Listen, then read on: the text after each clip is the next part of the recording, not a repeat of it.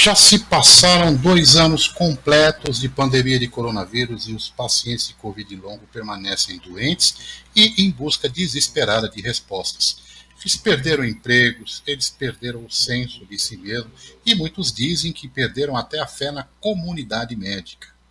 Mas o Covid longo nada mais é do que a persistência de alguns sintomas pós-infecção viral. Os sintomas do Covid-19 podem durar semanas até meses. Né? Chegou-se a um consenso de definição que é a persistência de sintomas por um tempo maior que 12 semanas. Quantas pessoas terão Covid longo? Bom, aí é o seguinte, nós vimos que tivemos pacientes de todos os tipos infectados pelos Covid, aqueles que tinham poucos sintomas, aqueles outros que foram assintomáticos.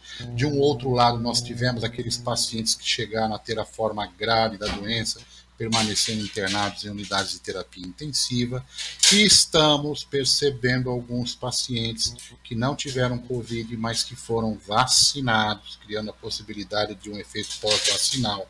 Mas o que a gente quer saber é quanto das pessoas estão tendo esta síndrome pós-Covid.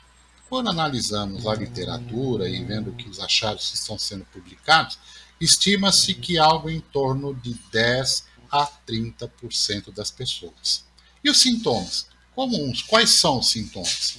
Bem, o Covid longo é uma síndrome nova, então a gente está começando a enumerar uma infinidade de sintomas, como tosse, falta de ar, fadiga debilitante, mal-estar, arritmias, dores articulares, dores de cabeça, confusão mental, problemas de memória e concentração, dores neuropáticas, desconforto gastrointestinal, perda de apetite e perda de peso.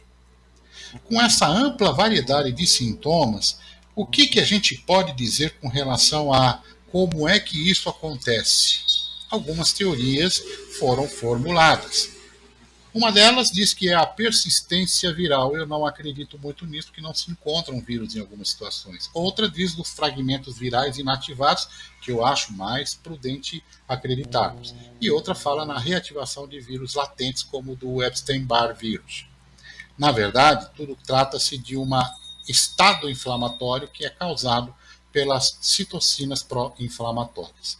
Dito isso, então a gente começa a perceber que existem alguns caminhos que podem sugerir uma facilidade maior de diagnóstico. Então a pergunta que todos querem saber é como é que eu sei se eu tenho este tal de pós-Covid, né?